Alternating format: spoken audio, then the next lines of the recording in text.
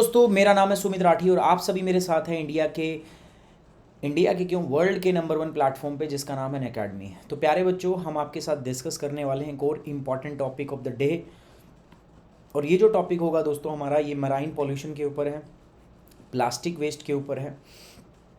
अभी यूएनडीपी जो United Nation environment programme है, इसकी एक रिपोर्ट आई है, ठीक है। और इस रिपोर्ट का नाम है फ्रॉम प्रॉब्लम टू सॉल्यूशन, है ना, फ्रॉम पॉल्यूशन टू सॉल्यूशन। तो इस रिपोर्ट के बारे में मैं आपसे चर्चा करूंगा। दोस्तों नाम से ही आप समझ गए होंगे, आपको पता है दोस्तों जो प्लास्टिक है, ठीक है, वो किस प्रकार से आपके पूरे इकोसिस्टम को, आपके पूरे मराइन इकोसिस्टम को क्या कर सकता है दोस्तों, डिस्ट्रॉय कर सकता है। उसी चीज़ को ध्यान में रखते हुए we are going to discuss this topic. हम इसके बारे में बात करेंगे। हम बात करेंगे कितना प्लास्टिक वेस्ट जो है वो आपका मराइन के अंदर जाता है, मराइन पॉल्यूशन के सोर्स क्या क्या हैं, प्लास्टिक पॉल्यूशन के, ground based solution, ground based pollution, या मराइन जनरेटेड जो आपका सी जनरेटेड पॉल्यूशन, उसके बारे में बात करेंगे। हम उसकी कॉस्ट की बात करेंगे कि इतना ये जो हो रहा है इसका कॉस्ट क्या है, मतलब क्या अलग अलग चीज़ों पे क्या इसका इम्प्लीकेशंस आएगा, वो हम बात करेंगे आपके साथ में दोस्तों। And will discuss the other fact as well, ठीक है। मैं रिपोर्ट के बारे में बात करूंगा कि रिपोर्ट ने क्या बोला है। सो ये टॉपिक है हमारा, डिटेल में डिस्कस करेंगे दोस्तों। इंपॉर्टेंट टॉपिक है बायोडाइवर्सिटी और जीएस पेपर 3 का एक इम्पॉर्टेंट, कहूँगा मैं कि आपका एक इम्पॉर्टेंट टॉपिक रहेगा। तो global assessment of marine litter and plastic pollution, United Nation environment programme की रिपोर्ट है। तो यूपीएससी सीएससी के लिए प्यारे बच्चों हमने ये 4 आपके लिए चैनल स्टार्ट किए थे, अगर आपको याद हो तो। और मैं चाहता हूँ आप इन चारों चैनल के साथ में जुड़ जाएं। अगर किसी बच्चे ने इनको सब्सक्राइब नहीं किया guys, it's my humble request to all of you guys, please subscribe this and this, सारे चैनल को आप क्या कर लो, सब्सक्राइब। अगर आप चाहते हैं यूपीएससी की पूरी तैयारी करना दोस्तों, तो मेरा नाम सुमित राठी है और मैं चाहता हूँ आप मेरे सारे चैनल को सब्सक्राइब कर लीजिए। मेरे साथ मेरी पूरी टीम भी है जो आपके लिए काम कर रही है, ठीक है। ओके बिल्कुल दीपिका, आपको आंसर राइटिंग में बहुत हेल्प मिलेगी और सारी क्लासेस से आपको हेल्प मिलेगी, मैं इस बात की आपको गारंटी दे सकता हूँ, है ना। सो गाइज़, मैं अनअकैडमी ऐप पर भी हूँ, आप मेरे साथ अनअकैडमी ऐप पर जुड़ सकते हैं। और यहाँ पर आप जब जुड़ेंगे तो मेरा नाम है सुमित कुमार, यहाँ पर बस जाके आपको मुझे फॉलो करना है। जैसे ही आप मुझे फॉलो करेंगे उसके बाद कोई भी क्विज़, कोई भी स्पेशल क्लास और प्लस कोर्स आप मिस नहीं करोगे। सारी क्विज़, स्पेशल क्लास और प्लस कोर्स आप मेरे साथ मिलके देख सकते हो यहाँ पे। और एक ही चीज़ आपको जो याद रखना है वो है मेरा कोड याद रखोगे दोस्तों, क्या है, सुमित 10। सुमित 10 मेरा कोड है दोस्तों। इस कोड को आप यूज़ करोगे, यू विल गेट 10% डिस्काउंट, ठीक है। आपको 10% का क्या मिलेगा दोस्तों, डिस्काउंट मिलेगा। अ शॉर्ट गाइडेंस बाई मी, मैं खुद आपको थ्रू आउट द प्रोसेस क्या करूँगा दोस्तों, गाइड करूँगा। अच्छा दोस्तों, अभी अच्छे ऑफर्स हैं, क्योंकि मैं आपको बता दूं दोस्तों, अभी 10 तारीख को और 20 तारीख को मेरे 2 कोर्स आ रहे हैं। इसको मेरा डिटेल एनसीईआरटी का कोर्स आ रहा है और यहाँ पर मेरा दोस्तों ज्योग्राफी ऑप्शनल का कोर्स आ रहा है, ठीक है। तो ज्योग्राफी ऑप्शनल और डिटेल कोर्स दोनों चीज़ें मेरी यहाँ पे आ रही है। तो मैं चाहता हूँ आप सारे बच्चे जो हैं फटाफट जाएँ, इसको ज्वाइन कर लें। All India rank 2, all India rank 9, all India rank 10, all India rank 13, 14, 16, ये सब अनअकैडमी से थे।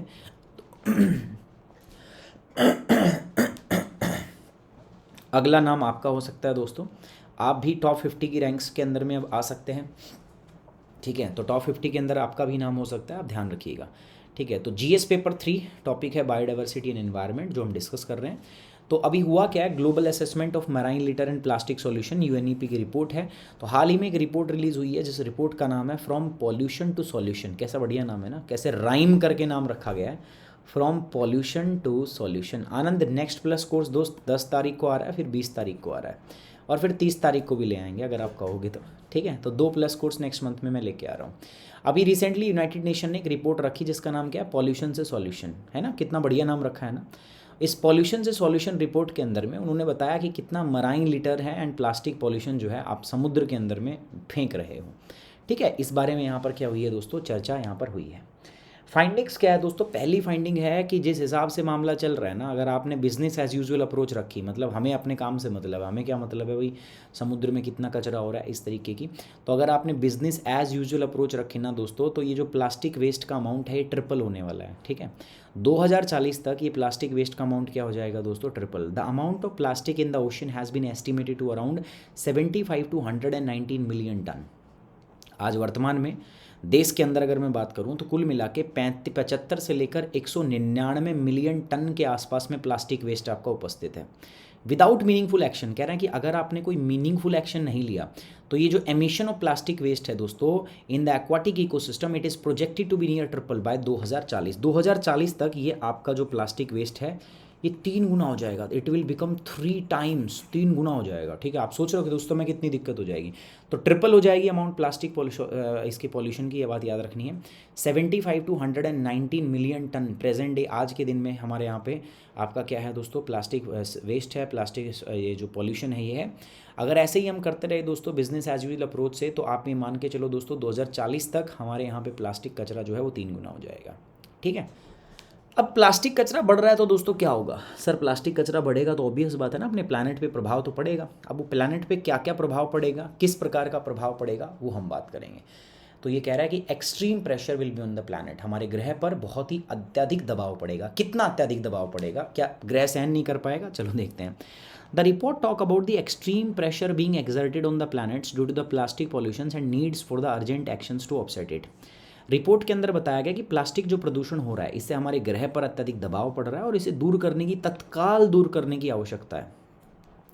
आनंद, अगर अभी इसको दूर नहीं किया गया तो बहुत बड़ी प्रॉब्लम यहाँ पे हो सकती है। बात समझ में आ रही है आपको? Okay, the reports flagged that under a business as usual approach, इसमें बोला गया कि अगर आपने बिजनेस एज यूजुअल अप्रोच का मतलब है कि चल रहा है तो चलने दो, अपने क्या दिक्कत है, ऐसा ना कहते हैं ना कि हमें अपने काम से मतलब है। तो अगर आपने ऐसे ही रखा, बिजनेस एज यूजुअल अप्रोच को रखा, तो भैया 2040 तक जो प्लास्टिक वेस्ट जो समुद्र के अंदर जा रहा है वो लगभग आपका ट्रिपल हो जाएगा। लगभग दोस्तों कितना हो जाएगा आपका, 3 गुना हो जाएगा 2040 तक। ठीक है, अभी मैंने बताया 75 से लेके 199 मिलियन टन के आसपास प्लास्टिक वेस्ट प्रेजेंट है, थोड़ा नहीं होता है यार ये। अच्छा, कई बार हम बात करते हैं दोस्तों बायोडिग्रेडेबल प्लास्टिक। अच्छा, कई बच्चे कहते हैं सर, मैं तो जनरली क्या मानता हूँ कि प्लास्टिक बायोडिग्रेडेबल होता ही नहीं है, मैं मानता हूँ। बट कई बार क्या होता है ना दोस्तों, आप कोई प्लास्टिक देखोगे तो उस पर लेबल लगा होता है, उस पर लिखा होता है बायोडिग्रेडेबल प्लास्टिक। इसका मतलब वो एनवायरनमेंट में आप छोड़ दोगे तो आराम से अपने आप से वो गल जाएगा। लेकिन तुम्हें पता है उसको गलने में अरे सालों लगते हैं, उसको 100 of years लगते हैं। तो सोचो 1000, 200, 100, 200 साल या 300 साल के अंदर में प्लास्टिक का कोई वेस्ट है, अगर वो डिग्रेड हो रहा है तो क्या आप उसको बायोडिग्रेडेबल बोलोगे? अरे बेवकूफ़ थोड़ी ना हम सर। ठीक है, उसको बायोडिग्रेडेबल नहीं बोलेंगे, दैट इज़ नॉट बायोडिग्रेडेबल वो। ठीक है, वो बायोडिग्रेडेबल है ही नहीं। अब जिसको 100 साल लग रहे हैं गलने सड़ने में, उसको कहाँ का बायोडिग्रेडेबल बोलोगे? बट हाँ, प्लास्टिक जो है उसमें कई ऐसे प्लास्टिक्स भी हैं जिनको हम बायोडिग्रेडेबल प्लास्टिक्स बोलते हैं। और ये बायोडिग्रेडेबल प्लास्टिक्स जो होते हैं दोस्तों, ये आपके समुद्र में पाए जाते हैं और ये भी हमारे इंडिविजुअल बायोडाइवर्सिटी और इकोसिस्टम जो फंक्शंस हैं उसको बहुत बुरी तरीके से क्या पहुँचाते हैं, नुकसान पहुँचाते हैं। Sir, what are the different are main source of marine litters? आपको क्या लगता है ये समुद्र के अंदर में जो कूड़ा है इसका मुख्य स्रोत क्या क्या है? तो सबसे पहली बात, the main source of marine litters and the plastic pollutions are land based. देखो, समुद्र के अंदर जो कूड़ा और प्लास्टिक प्रदूषण आता है ना, इसका मुख्य स्रोत जो है वो क्या है, भूमि आधारित है। मतलब मेनली आपका जो कूड़ा आता है वो मुख्यतः कहाँ से आता है दोस्तों, आपका समुद्र से आता है। ठीक है, समुद्र में जो कूड़ा आता है वो भूमि से आता है। तो समुद्री कूड़े और प्लास्टिक प्रदूषण का जो मुख्य स्रोत है वो भूमि आधारित है, आपको भूमि से होगा। ठीक है, लैंड बेस्ड होता है। Approximately 7000 million of estimated 9200 million ton of cumulative plastic productions between 1950 and 2017 become plastic waste. कह रहा है कि 1950 से लेकर 2017 के बीच में अगर हम बात करें तो कुल मिला के हमने 9200 मिलियन टन का प्लास्टिक वेस्ट प्रोड्यूस किया है। अच्छा, प्लास्टिक बनता किससे दोस्तों? आपको पता है पेट्रोलियम से प्लास्टिक बनता है। और पेट्रोलियम, इस प्लास्टिक की इतनी ज़्यादा यूटिलिटी है ना, हर चीज़ में इसका इस्तेमाल होता है। ठीक है, पैकिंग के अंदर हर चीज़ में इसका इस्तेमाल होता है। और उसकी वजह से दोस्तों आप ये मान के चलो कि प्लास्टिक की यूटिलिटी बहुत है। तो 1950 से लेकर 2017 तक ना भाई साहब, हमने लगभग 9200 मिलियन टन के आसपास जो क्यूमुलेटिव प्लास्टिक प्रोड्यूस किया है हमने। और उस 9200 मिलियन टन में आपको पता है 7000 मिलियन टन जो है वो क्या है दोस्तों, आपका प्लास्टिक वेस्ट। ठीक है, वो वेस्ट बन गया है। Alterations in the global carbon system cycles, इससे क्या होगा, आपका जो कार्बन साइकिल है कह रहे हैं वो ऑल्टरेट हो सकता है, वैश्विक कार्बन चक्र में परिवर्तन आ सकता है। Plastic can also alter the global carbon cycling through its effect on the plankton, इसके प्लैंक्टन्स पे ऊपर नकारात्मक प्रभाव हो सकते हैं। ठीक है, जो आपके प्लैंक्टन्स है, क्योंकि देखो प्लास्टिक अगर जाके समुद्र में बैठेगा तो क्या होगा भैया, आप ये प्लास्टिक की वो आ गई तो सनलाइट अंदर पेनिट्रेट नहीं कर पाएगी, हिंड्रेंस आ जाएगा ना, तो नीचे फाइटोप्लैंक्टन्स को टोटल अमाउंट में सनलाइट नहीं मिलेगा। ठीक है, ये ऑक्सीजन को भी रोक देगा, ऑक्सीजन का जो मिक्स होना है सरफेस से, जो ऑक्सीजन डिजोल्व होती है वो नहीं हो पाएगी।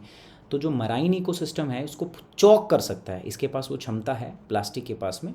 और ऐसा होगा तो फाइटोप्लैंक्टन मरने लगेंगे, फाइटोप्लैंक्टन मरेंगे, जू प्लैंक्टन मरेंगे, और पूरा इकोलॉजिकल बैलेंस जो है वो आपका बिगड़ सकता है। आप समझ रहे हो मेरी बात को? तो प्लास्टिक जो है it can also alter the global carbon cycle through its effect on the plankton and primary production in the marine fresh water and terrestrial system, greenhouse gas emissions from the plastics. ये बात आपको ध्यान में रखनी है। Sir what are the different effects on the economy, global economy पर इसके क्या अलग अलग प्रभाव पड़ेंगे, ये बताओ सर हमें। तो marine litter and plastic pollution जो होते हैं ना, they are also significantly affects the global economy. आपकी इकोनॉमी को ये बहुत प्रभावित करते हैं, आपकी अर्थव्यवस्था को बहुत बड़े स्केल पे प्रभावित करते हैं। आपको लगता है कि नहीं इससे इकोनॉमी पे क्या फ़र्क पड़ेगा? नहीं, बहुत फ़र्क पड़ता है। अब आप बताओ, आप मान लो किसी बीच पे गए और वो बीच बहुत गंदा है, उसमें बहुत ज़्यादा प्लास्टिक वेस्ट पड़ा हुआ है, ठीक है, गंदगी है बहुत ज़्यादा, तो क्या आप उस पर घूमने जाओगे? नहीं जाओगे, है ना। तो आपका टूरिस्ट पोटेंशियल हैम्पर हुआ। एक मान के चलते हैं कोई बहुत ज़्यादा उसमें प्लास्टिक है, ठीक है, अगर बहुत ज़्यादा प्लास्टिक है तो उसमें फ़िश नहीं मिलेंगी आपको, मछली नहीं मिलेंगी, तो इससे फिशरीज पोटेंशियल हैम्पर होता है। हाँ है, होता है दोस्तों।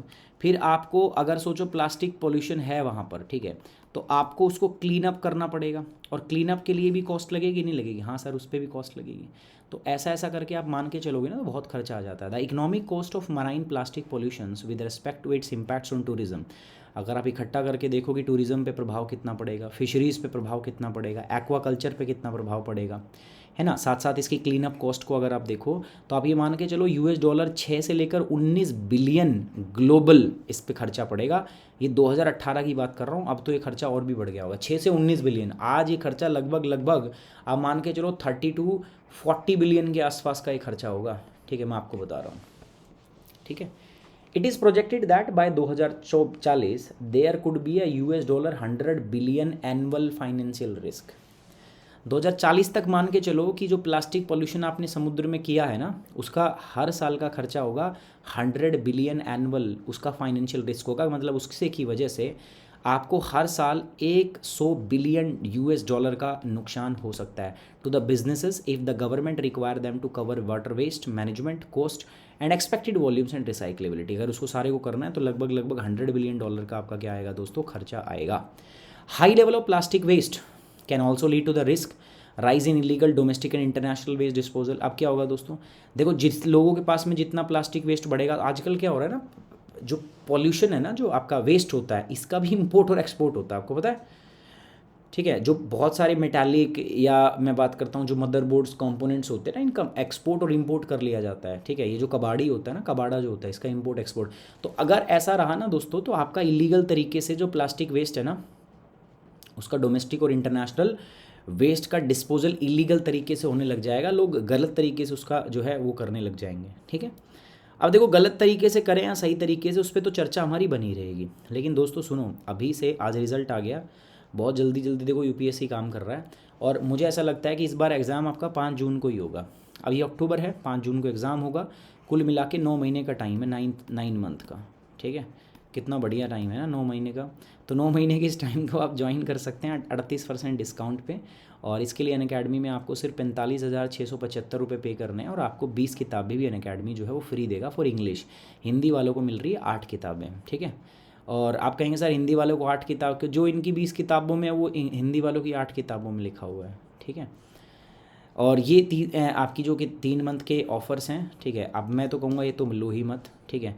ये लो, कोड लगाओ सुमित 10, जिसको करना नहीं तो सबसे बेस्ट है 1 साल का ऑफर यार। 1 साल में जाओ, 1 ईयर 2 ईयर का सब्सक्रिप्शन जिसको करना है, सुमित 10 कोड लगाओ। सुमित 10 कोड का फ़ायदा क्या है, 10% डिस्काउंट। ये नया प्राइस है, पहले प्राइस ये था ओल्ड प्राइस, ये नया प्राइस है, ठीक है। ये आइकॉनिक का ओल्ड प्राइस था, ये नया प्राइस है। देखो काफ़ी डिस्काउंट है वैसे इसमें। और इस पर भी आप जाओगे दोस्तों, सबको 10% क्या मिलेगा of, you will get 10% of. जब आप मेरा कोड लगाओगे ना, माई कोड इज़ सुमित 10, तो जब आप मेरा कोड लगाओगे तो इस पर भी यू विल गेट 10% ऑफ। आपको 10% क्या मिलेगा, डिस्काउंट मिलेगा। और ये ऑफ़र आपका 31 अक्टूबर तक वैलिड है ना। 31 अक्टूबर तक क्या है दोस्तों, ये वैलिड है। सो आप कभी भी जो है इस ऑफ़र को इस्तेमाल कीजिए। मैं तो कहता हूँ 31 अक्टूबर से पहले ही कर लीजिए। और ये टेस्ट सीरीज़ है 45,000 रुपये की, जो इसके साथ में आपको फ्री मिलेगी। तो मैं चाहता हूँ आप इस टेस्ट सीरीज़ को भी क्या करें, ज्वाइन करें, और यहाँ से भी करें चीज़ों को, ठीक है। अच्छा, प्लास्टिक होता क्या है सर? प्लास्टिक कुछ नहीं होता, एक सिंथेटिक पॉलीमर होता है। क्या होता है, what is plastic? Plastic is nothing but a synthetic polymer basically it is made for the petroleum, इसको पेट्रोलियम से बनाया जाता है, with the properties ideally suited for the wide variety of applications. इसकी जो प्रॉपर्टी है वो बहुत वाइड है। आप इसको पैकिंग में इस्तेमाल कर सकते हो, आप भाई साहब इससे बिल्डिंग मटेरियल, बिल्डिंगें बना सकते हो, आप इसको कंस्ट्रक्शन में इस्तेमाल कर सकते हो, आप घर में इस्तेमाल करते हो, आप स्पोर्ट्स इक्विपमेंट्स बनाते हो खेलने वाले, आप व्हीकल्स बनाते हो, इसे इलेक्ट्रॉनिक्स बनाते हो, एग्रीकल्चर्स में इसका इस्तेमाल, तो हर जगह इसका इस्तेमाल होता है इन चीज़ों का, प्लास्टिक्स का। प्लास्टिक सस्ता भी है, हल्का भी है, स्ट्रॉन्ग भी है, and this is malleable. Over 300 million ton जो प्लास्टिक्स है वो हर साल एवरी ईयर हम प्रोड्यूस करते हैं, ठीक है। 300 million tons of the plastic is produced every year, ठीक है, हर साल हम प्रोड्यूस करते हैं। अब आप कहोगे sir what are the source of plastic pollution, है ना भाई, प्लास्टिक पॉल्यूशन आया कहाँ से समुद्र में, हाँ भाई कहाँ से आया बताओ, मैं फेंक के आया हूँ हाँ भाई मैं फेंक के आया हूँ, आप फेंक के आए, अरे हम ही करते हैं और क्या। देखो मुख्यतः जो प्लास्टिक पॉल्यूशन है ना समुद्र के अंदर में जो गया है, मराइन के अंदर में गया है, वो लैंड बेस्ड है, उसकी उत्पत्ति धरती से हुई है। आपने समुद्र में तो नहीं फेंका, लेकिन हाँ आपने कभी ना कभी प्लास्टिक की कोई चीज़ जो है आपके सीवर के अंदर में, ठीक है, या आप बीच में गए थे तो बीच पे फेंकी होगी आपने, या कोई वेस्ट था उसका इनएडिक्वेट तरीके से आपने उसका डिस्पोजल किया, ठीक है, उसके मैनेजमेंट में कोई दिक्कत रही है, इंडस्ट्रियल एक्टिविटियों की वजह से, कंस्ट्रक्शन की वजह से, या कहीं आपने इलीगली कभी कुछ डंप किया होगा। यही कूड़ा कचरा दोस्तों ड्रेनेज के माध्यम से आपका नदी नालों बहाव सीवर ओवरफ्लो के माध्यम से समुद्र तक पहुंच जाता है, और यही जाके समुद्र में इकट्ठा हो जाता है। तो लैंड बेस्ड जो है आपका जो प्लास्टिक जो है वो मुख्य सोर्स जो है प्लास्टिक पोल्यूशन का वो लैंड बेस्ड ही है, ठीक है।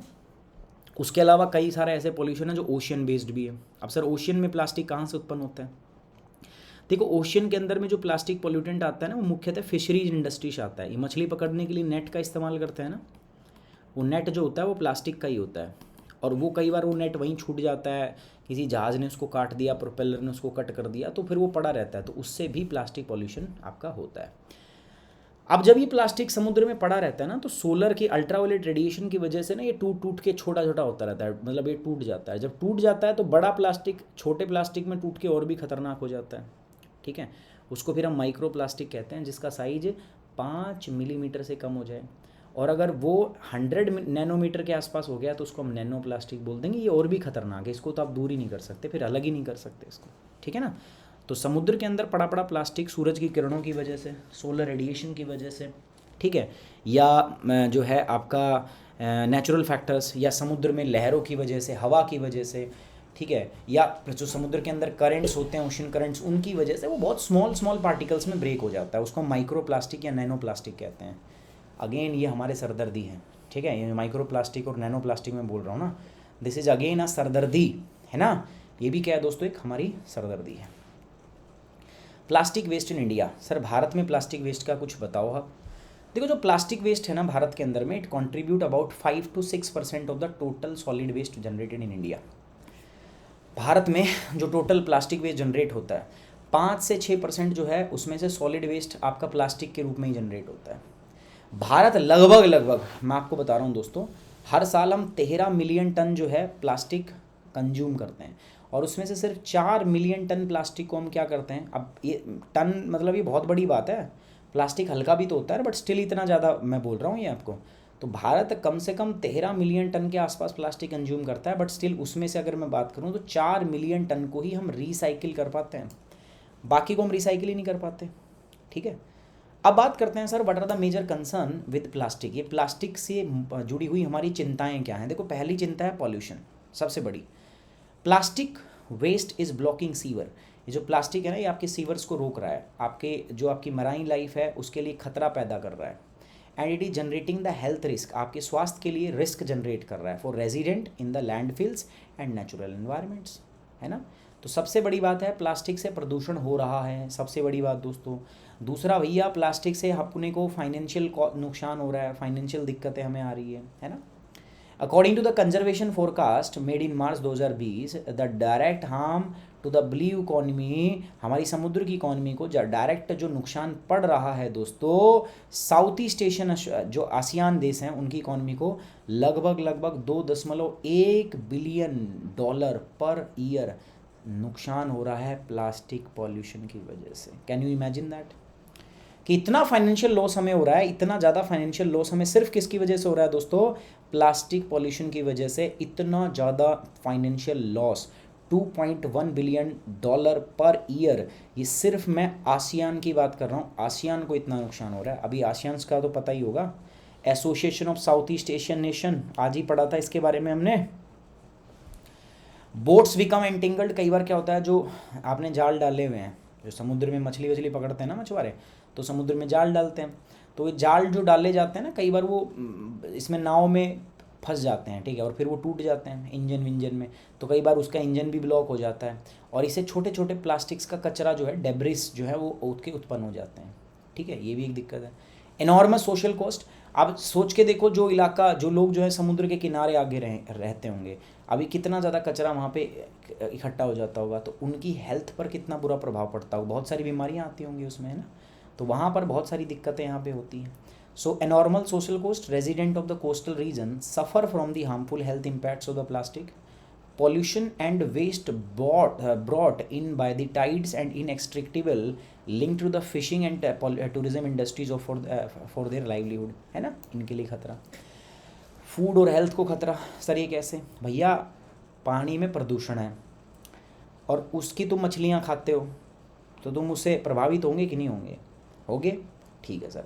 उसके अलावा जो आपका घरों में टैप वाटर आता है, कई बार उसमें भी छोटा छोटा प्लास्टिक्स आ जाता है, तो वो एक दिक्कत है दोस्तों।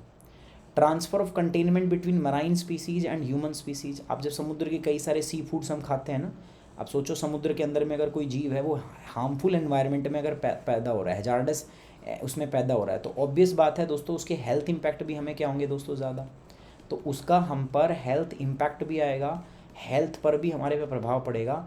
बहुत सारे जीव ऐसे होंगे जिनके अंदर बहुत से प्रकार के टॉक्सिन्स होंगे, और वो टॉक्सिन्स जो हैं हमारी ह्यूमन बॉडी के अंदर में क्या कर जाएंगे दोस्तों, they will enter in our human body, ये भी एक दिक्कत है, ठीक है।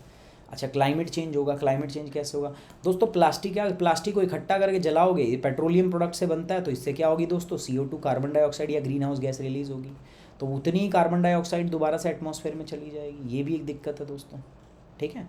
तो ये plastic waste is incinerated, it release the carbon dioxide, तो वो एक दिक्कत।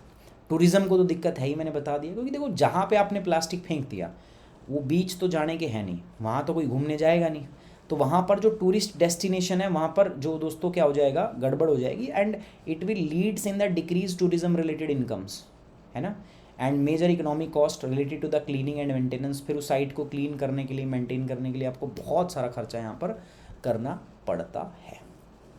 अब मैं बात करूँगा sir, what are the different global effects to tackle it, हमने दुनिया भर के अंदर में इससे निपटान करने के लिए हमने क्या क्या कदम उठाए हैं, ठीक है, सारी बात बताऊंगा। So legal effort has been made at the national और इंटरनेशनल लेवल, देखो राष्ट्रीय स्तर पर और अंतर्राष्ट्रीय स्तर पर, दोनों स्तर पर हमने काम तो किया है, ताकि जिसकी वजह से हम इस मैराइन पॉल्यूशन को क्या कर दें दोस्तों, कम कर सकें, ठीक है, इसमें तो कोई दोहराए वाली बात नहीं है। इनमें सबसे इंपॉर्टेंट कौन सा है दोस्तों, पहला है हमारे पास लंदन कन्वेंशन, ठीक है, 1972 convention on the prevention of marine pollution by dumping waste water and other matter, इसको लंदन कन्वेंशन बोलते हैं। अपशिष्ट और अन्य पदार्थ या लंदन कन्वेंशन, डंपिंग द्वारा समुद्री प्रदूषण की रोकथाम पर 1972 का कन्वेंशन, 1996 का प्रोटोकॉल, ठीक है, टू द लंदन कन्वेंशन, 1978 का जो मार्पोल है, यानी कि protocol to the international convention for prevention of pollution from ships. इसके अलावा United Nation environment Programme, it consider plastic marine debris and its ability to transport harmful substances as one of the main emerging issues affecting the environment। तो ये मान रहे हैं कि इसकी वजह से ही आपका एनवायरनमेंट जो है बहुत बुरी तरीके से प्रभावित हो रहा है, यूनाइटेड नेशंस का ये मानना है, उसकी रिपोर्ट के अंदर में बात बोली गई है। एट दी 2015 का जो G7 समिट है, ठीक है, इन बावरिया जर्मनी के अंदर हुआ है, the risk of micro plastics were acknowledged in the leaders declarations, तो वहाँ पर जो लीडर डिक्लेरेशंस हुई है, उसके अंदर में भी प्लास्टिक पॉल्यूशन जो है उसके रिस्क को एक्नॉलेज किया गया है। GloLitter partnership GLP, it is also a project which is launch by the marine international marine organisation IMO, इसके द्वारा इसको लॉन्च किया गया है। कौन सा प्रोजेक्ट, गो लीटर प्रोजेक्ट्स, है ना। And food and agricultural organization of the United Nations and initial funding from the government of Norway. Norway ने इसके अंदर में initial funding. So these are the different initiatives जो नेशनल और इंटरनेशनल लेवल पर लिए जा रहे हैं दोस्तों। मैं भारत का भी बताऊंगा, ठीक है, मैं भारत का भी इसके अंदर में कैंपेन बताऊंगा कि भारत ने क्या किया है। इसके बाद एक क्लीन सी कैंपेन है दोस्तों। United Nation Development Programme launch the clean sea campaign in 2017। इसको 2017 में हमने लॉन्च किया। इसका उद्देश्य क्या था दोस्तों, बताओ। नीचे लिखा हुआ है सर, पढ़ के बता दो। लो, the goal was to galvanise a global movement. हम चाहते थे कि पूरी दुनिया के अंदर में ना हम सबको अवेयर करें और इसके ऊपर में ग्लोबल मूवमेंट लेके आए हम। To turn the tide on plastic by reducing the use of unnecessary, avoidable and problematic plastic including single use plastic, phasing out of intentionally added micro plastic. So इन सब को फेज आउट किया करेंगे हम, और इसकी वजह से हम क्या करें, समुद्र को क्लीन करें। Sir when will be your live classes for geography will starts? I am still watching the recording from the last month. Abhilasha, ठीक है, from 10th of November we will launch a course, ठीक है, this is NCERT course. And from the next अगर मैं बात करूँ आपका 20, इससे आपका ज्योग्राफी ऑप्शनल में लॉन्च कर रहा हूँ, ठीक है, I will launch geography optional. और सब्सिक्वेंटली उसके बाद में अपनी क्लासेस आती रहेंगी, ठीक है। जनवरी में एक बैच है मेरा, ठीक है, जिसमें मैं एनवायरनमेंट भी और ज्योग्राफी दोनों पढ़ाऊंगा, ठीक है। वो रैंक 1 के लिए एक बैच बनाया गया है जिसमें सारे टॉप एजुकेटर एंड अकेडमी में, उसमें ज्योग्राफी और एनवायरनमेंट, ठीक है, दोनों की दोनों जो है टॉपिक्स मैं वहाँ पे डिस्कस करने वाला हूँ आप लोगों के साथ में, ठीक है, okay. Since then, 63 countries have pledged do their part to improve plastic management through amongst the other major reducing the single। बहुत सारे लोगों ने सिंगल प्लास्टिक के लिए भी कसम खाई है कि हम इसको रिड्यूस कर देंगे। The campaign will now highlight source of sea issues and solutions and call for the urgent actions, है ना। अब मैं भारत के वो बताऊंगा initiatives taken by the India, मतलब भारत ने क्या क्या कदम उठाए हैं इस दिशा में। भाई इंडिया का ही पढ़ना पड़ेगा ना, मैं तो हम इंडिया का पढ़ रहे हैं दोस्तों। The plastic waste management rule 2016 clearly stipulates the urban local bodies should ban less than 50 micron thickness plastic bag. आपको पता है ना, अभी हमने प्लास्टिक मैनेजमेंट रूल को रिवाइज किया, मैंने आपको करंट अफेयर में पढ़ाया था। साथ साथ में हमारा जो टॉपिक था दोस्तों, जिसमें मैंने पॉल्यूशन डिस्कस किया था आपके साथ में एनवायरनमेंट के अंदर था, मैंने बताया था कि हमने लगभग 50 माइक्रोन से कम का जो छोटा के जो प्लास्टिक बैग्स हैं ना, हमने उनको कहा है कि उनको बैन ही कर दो दोस्तों, उनको यूज़ ही मत करो, ठीक है। Uses of recycle plastic for packing food, beverages and other eatables, इनको हम बंद कर देंगे। सिंगल यूज़ प्लास्टिक को फेज आउट करो। और भारत ने तो इसके ऊपर एक कसम भी खा रखी है, एम्बिशियस टारगेट रख रखा है ना इंडिया ने। याद है नरेंद्र मोदी जी ने लाल किले से कहा था कि सिंगल यूज़ प्लास्टिक को हम ख़त्म कर देंगे। तो 2022 तक हमने टारगेट सेट कर रखा है कि we will eliminate the single use plastic completely from the country. The rule also requires that local bodies should provide separate collection, storage, processing of plastic waste in their area। ये भी ज़रूरत है। अगर आप सिंगल यूज़ प्लास्टिक को ख़त्म करना चाहते हो ना, देश के अंदर से प्लास्टिक लेटर्स को ख़त्म करना चाहते हो, तो इसमें हमारे देश के जो म्यूनसिपल जो कॉरपोरेशन है, जो हमारी अर्बन लोकल बॉडीज़ है, उसको सपोर्ट भी करना पड़ेगा। इसके लिए हमें उनको कलेक्शन वगैरह इसमें वो मदद करनी पड़ेगी। इसके अलावा दोस्तों, India is also signatory to the MARPOL. Bharat ये international convention on prevention of marine pollution का सिग्नेटरी भी रहा है, ठीक है। In addition prevention of marine pollution is also dealt with the merchant shipping rule 2019 which is framed under the merchant shipping act 1958। तो ये भी एक बात है, ठीक है, ये भी आपको ध्यान रखनी है। अब हम बात करते हैं सर, ये ठीक है इंडिया ने भी किया, हमने बात किया, वर्ल्ड ने भी अलग अलग इनिशिएटिव्स लिए ना। What will be the way ahead, आगे हमें क्या करना चाहिए, पूरी दुनिया को क्या करना चाहिए जिससे हम प्लास्टिक वेस्ट पॉल्यूशन को सिग्निफिकेंटली रिड्यूस कर सकें और हमारे ओशियंस को, हमारी जो ओशियन वेल्थ है दोस्तों, उसको हम क्या कर सकें, इससे बचा सकें। तो designing a product, identify plastic items that can be replaced with the non plastic, recyclable और biodegradable material in the first step. पहला तो ये देखो कि जो प्लास्टिक आप यूज़ कर रहे हो ना, ठीक है, क्या उसके स्थान पे कुछ और आ सकता है क्या, पहला देखो। Find alternative to the single use plastic. अगर मान लो कोई सिंगल यूज़ प्लास्टिक यूज़ कर रहा है तो उसका कोई ऑल्टरनेटिव ढूंढ लो। And reusable design goods by working with the product designer. Countries must embrace circular and sustainable economic practices. आपको देखना पड़ेगा कि हर देश के अंदर सर्कुलर और सस्टेनेबल इकोनॉमिक प्रैक्टिसेस को अपनाया जाए throughout the plastic value chain to accomplish this, ठीक है, ये आपको ध्यान में रखना पड़ेगा। मतलब इसका कोई ऑल्टरनेटिव नहीं है, यू हैव टू मतलब think in this way. Pricing पे आपको ध्यान रखना पड़ेगा, ठीक है। प्लास्टिक जो है बहुत सस्ते हैं ना यार, थोड़ा प्राइस बढ़ा दो, ठीक है, तो अपने आप प्लास्टिक का इस्तेमाल कम हो जाएगा। जब आप जाते हो ना दुकानदार से कहते हो कि सामान दे दो, पन्नी दे दो, भाई पन्नी में लेके जाऊँ, पॉलीथीन दे दो। सो पॉलीथीन जो होती है वो अगर उसका प्राइस आप बढ़ा दो, एक पॉलीथीन का प्राइस सरकार उस पर टैक्स लगा देगी, 5 रुपये एक पॉलीथीन का हो जाएगा, कोई पॉलीथीन नहीं मांगेगा, ठीक है, गारंटी दे रहा हूँ मैं। सब अपने घर से जूट का बैग लेके जाएंगे। तो plastic are inexpensive because they are, ठीक है, प्लास्टिक जो होते हैं दोस्तों दे आर इनएक्सपेंसिव, ठीक है। ये एकदम से क्या बना भाई इसके अंदर में, प्लास्टिक जो होते हैं दे आर इनएक्सपेंसिव, ठीक है, वो इनएक्सपेंसिव होते हैं।